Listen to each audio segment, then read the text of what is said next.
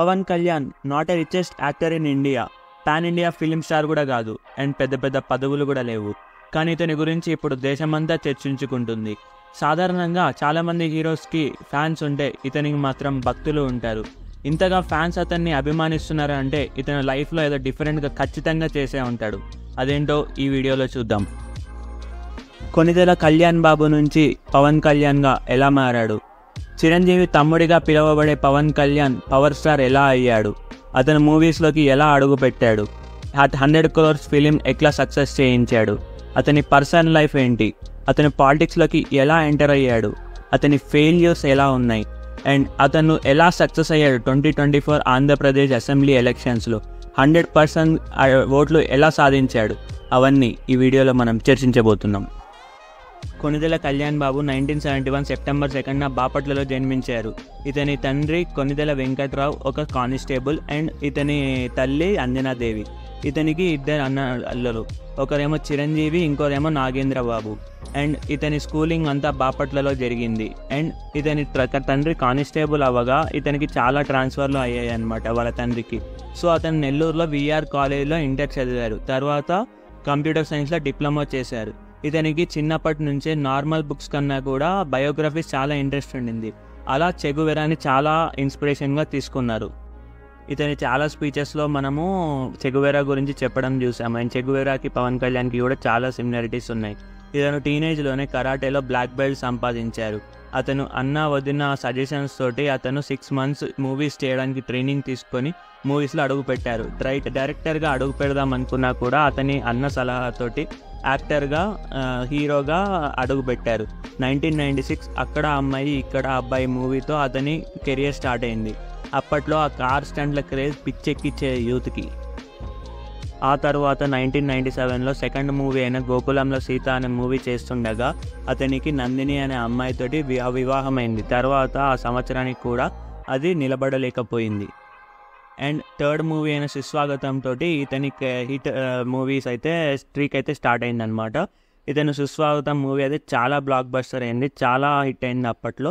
And తర్వాత తొలి ప్రేమ, ఆ తొలి ప్రేమతో అతను స్పెషల్ ఫ్యాన్ బేస్ అయితే సంపాదించారు. యూత్ క్రేజ్ అయితే చాలా పెరిగిపోయింది ఆ మూవీ తోటి. ఇంకా తమ్ముడు ఖుషి అయితే అతని కెరియర్ని పీక్స్లోకి తీసుకెళ్ళాయన్నమాట. తమ్ముడులో అతను చేసిన స్టన్స్, డ్యాన్స్, మ్యూజిక్, కామెడీ అన్నీ చాలా నచ్చాయి ఫ్యాన్స్కి. ఇంకా ఖుషి కూడా సేమ్ అనమాట. ఇప్పటికీ ఆ క్రేజ్ అయితే అస్సలు తగ్గలేదు. అతని డ్రెస్సింగ్ స్టైల్ కానీ, అతని యాటిట్యూడ్ కానీ అయితే వేరే లెవెల్ ఉండింది అప్పటికి ఇప్పటికి కూడా. దాని తర్వాత ఒక 2 years అయితే బ్రేక్ తీసుకున్నారనమాట. అప్పుడు అతను సంగీతం నేర్చుకున్నారంట, వ్యవసాయం చేశారు. అండ్ 2 years తర్వాత జానీ అనే మూవీ అయితే తీశారనమాట, అతని డైరెక్షన్ అండ్ అతని కొరియోగ్రఫీలో. బట్ అదొక డిజాస్టర్గా నిలిచింది. దాని తర్వాత వచ్చిన బాలు, అన్నవరం, తీన్మార్, పంజా ఇవన్నీ అయితే ఒక్క హిట్ కూడా రాలేదు. 10 years వరకు అతనికి ఒక్క హిట్ కూడా రాలేదు. ఒక జల్సా మాత్రం హిట్ అయింది. అయినా అతను అంత ధైర్యంగా నిలుచుకున్నాడు హీరోలాగా. తర్వాత 2012లో గబ్బర్ సింగ్ తోటి ఒక కంబ్యాక్ మూవీ ఇచ్చాడు, అదైతే సూపర్ హిట్. నేను కూడా 2012లో గబ్బర్ సింగ్ మూవీ చూసాకే నేను పవన్ కళ్యాణ్ ఫ్యాన్ అయిపోయాను అనమాట. అండ్ 2013లో అత్తారింటికి దారేది అనే మూవీ అయితే రిలీజ్ అయింది. అది మూవీ రిలీజ్ అవ్వకముందే 90 minutes అయితే లీక్ అయిందనమాట. దాని తర్వాత కూడా అతని ప్రొడ్యూసర్కి హార్ట్ అటాక్ వస్తే పవన్ కళ్యాణ్ వెళ్ళి పరామర్శించారు. మూవీ హిట్ అవుతుంది, బాధపడకండి, మా ఫ్యాన్స్ అందరూ థియేటర్లో చూస్తారన్న నమ్మకం ఉంది, ఒకవేళ చూడకపోతే నేను లాస్ అయితే పే చేస్తాను అని అయితే చెప్తారనమాట.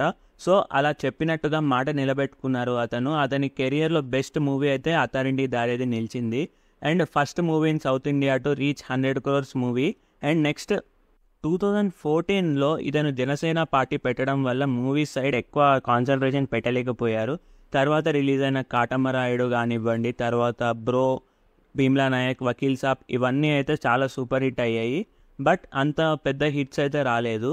అండ్ ఇతని మ్యారేజ్ లైఫ్లోకి వచ్చేస్తే ముందు చెప్పినట్టుగా ఇతను 1997లో నందిని అనే అమ్మాయిని పెళ్లి చేసుకున్నారు కదా, అది 1 year కూడా నిలవలేదు. సో అది డివోర్స్ వచ్చే వరకు 10 years అయింది. సో 2008లో హైకోర్టు ఇతనికి డివోర్స్ పెట్టింది. అప్పటిలోపే లివ్ ఇన్ రిలేషన్లో ఉన్న రేణు దేశాయ్తో 2009లో పెళ్లి చేసుకున్నారు. తర్వాత రేణు దేశాయ్ ఇంటర్వ్యూలో చెప్పింది, మేము వ్యక్తిగతంగా విడిపోయినా కానీ పిల్లలకి తల్లిదండ్రులుగా ఉంటామని.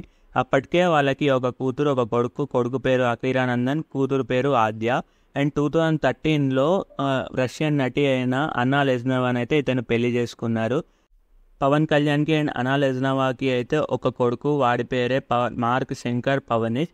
అండ్ బై ద వే మీకు చెప్పడం మర్చిపోయాను కదా, కళ్యాణ్ బాబు నుంచి పవన్ కళ్యాణ్గా ఎలా మారాడో. అతను మార్షల్ ఆర్ట్స్ పర్ఫామ్ చేయడం వల్ల ఒక మాస్టర్ అతన్ని మెచ్చి పవన్ అనే బిరుదు అతనికి ఇచ్చారు. అలా అయితే కళ్యాణ్ బాబు నుంచి పవన్ కళ్యాణ్ అనే పేరు అయితే అతనికి వచ్చింది. అండ్ నౌ ఇప్పుడు ఇతని రాజకీయ జీవితం గురించి మాట్లాడుకుందాం. 2008లో ప్రజారాజ్యం పార్టీ స్థాపించిన చిరంజీవి పార్టీలో ఇతను ఒక మెంబర్గా ఉన్నాడు. తర్వాత 2009లో కామన్ మ్యాన్ ప్రొడక్టివ్ ఫోర్స్గా ఒక వ్యవస్థాపక స్థాపించారు. తర్వాత 2011లో ప్రజారాజ్యం పార్టీకి ఎక్కువ సీట్లు రాకపోవడం వల్ల దాన్ని కాంగ్రెస్లో మర్జ్ చేసేశారు.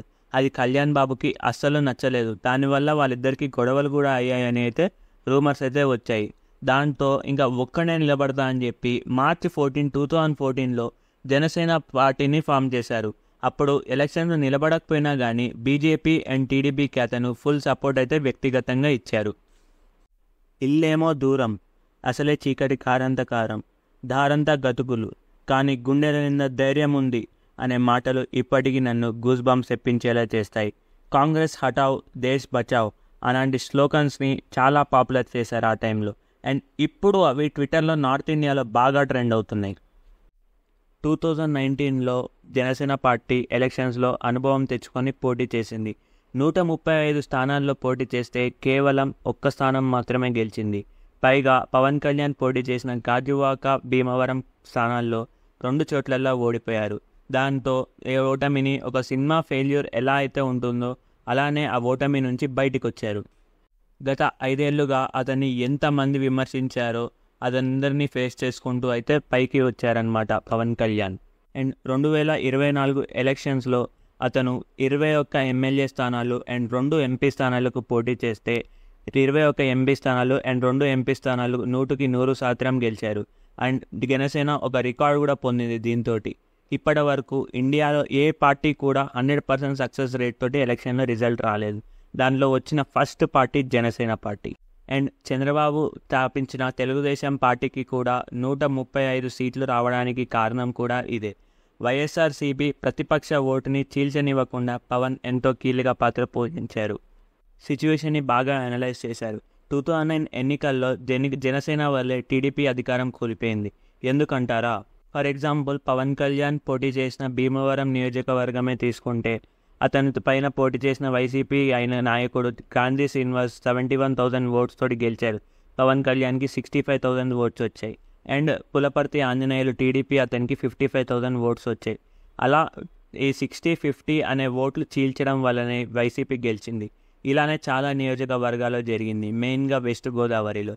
సో వెస్ట్ గోదావరి మీద ఫోకస్ పెంచిన పవన్ కళ్యాణ్ అక్కడ కరెక్ట్ అభ్యర్థులను తీసుకొని విజయం సాధించాడు. ఇంకా చెప్పాలి అంటే ఎన్డీఏ అలియన్స్ ఆంధ్రప్రదేశ్లోకి రావడానికి కారణం కూడా ఇతనే. అసలు అమిత్ షా 2019లో చంద్రబాబుకి అలియన్స్ డోర్స్ క్లోజ్ ఉంటాయని చెప్పినా కూడా పవన్ కళ్యాణ్ సర్ది చెప్పి అలియన్స్ని ఒకటి చేశాడు. దానివల్ల బీజేపీకి కూడా 8 సీట్లు వచ్చాయి. ఒక్క ఎమ్మెల్యే కూడా లేని పవన్ కళ్యాణ్కి మోడీ ఎంతో ప్రేమ చూపిస్తారు.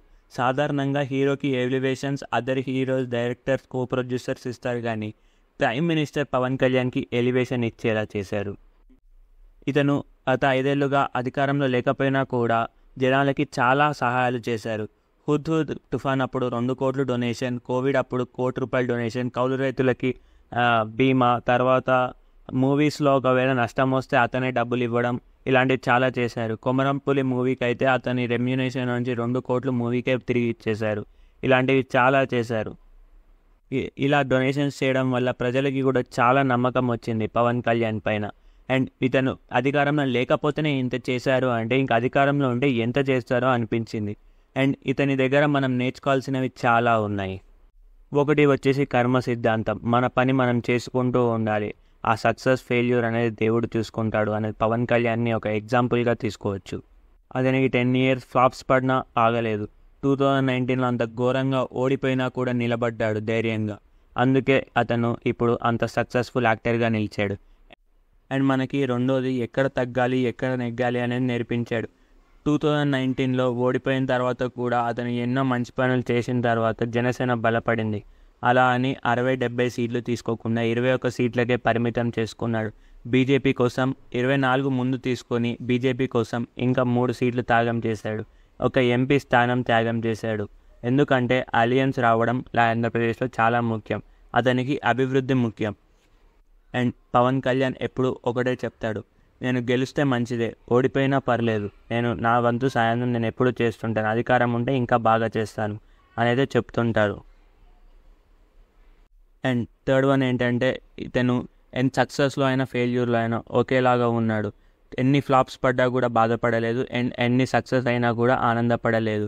అండ్ అతని పొలిటికల్ లైఫ్లో కూడా చూసుకుంటే 2019లో ఓడిపోయినప్పుడు ఎంత ధైర్యంగా ఉన్నాడో 2024లో గెలిచినప్పుడు కూడా అంతే ధైర్యంగా ఉన్నాడు. ఇంకా అతని బాధ్యత పెరిగిందని చెప్పి భయపడ్డాడే తప్ప అది బాధ్యతగా తీసుకున్నాడు. అండ్ ఇతని సక్సెస్ స్టోరీ చూస్తుంటే నాకైతే ఒక కోట్ గుర్తొస్తుంది. ఆ కోట్ చెప్పి ఈ వీడియోని క్లోజ్ చేస్తాను. Universe always bow down to the tireless warriors. Give up ఇవ్వకుండా పోరాడే వాళ్ళ కోసం విశ్వం తల వంచక తప్పదు. ఐ హోప్ ఈ వీడియో మీ అందరికీ నచ్చిందని అనుకుంటున్నాను. ఫస్ట్గా Pawan Kalyan deputy chief minister అయినందుకు నేను నా తరఫున అతనికి కంగ్రాచులేషన్స్ తెలుపుతున్నాను. అండ్ ఈ వీడియో నాకైతే చాలా సాటిస్ఫాక్షన్స్ కలిగించింది. ఎందుకంటే నేను చెప్పినాను కదా 2012లో గబ్బర్ సింగ్ మూవీ రిలీజ్ అయినప్పటి నుంచి అయితే అతని ఫ్యాన్ అనమాట నేను. అప్పటి నుంచి అతని సక్సెస్ అయినా ఫెయిల్యూర్ అయినా అతన్నే ఆదరించాను. సో ఈ వీడియో నాకు చాలా ఆనందం కలిగించింది. నేను దేవుడిని ఒకటే ప్రార్థిస్తున్నాను, ఈ వీడియో అనేది పవన్ కళ్యాణ్ స్టోరీకి ఒక ఇంటర్వెల్ లాగానే ఉండాలి అండ్ అతను ఇంకా చాలా సక్సెస్ పొందాలి అని. అండ్ ఇలాంటి వీడియోస్ మీరు మరెన్నో చూడాలి అనుకుంటే మా ఛానల్ని లైక్ చేయడం, సబ్స్క్రైబ్ చేయడం మర్చిపోకండి. This is Sathvik and see in the next video.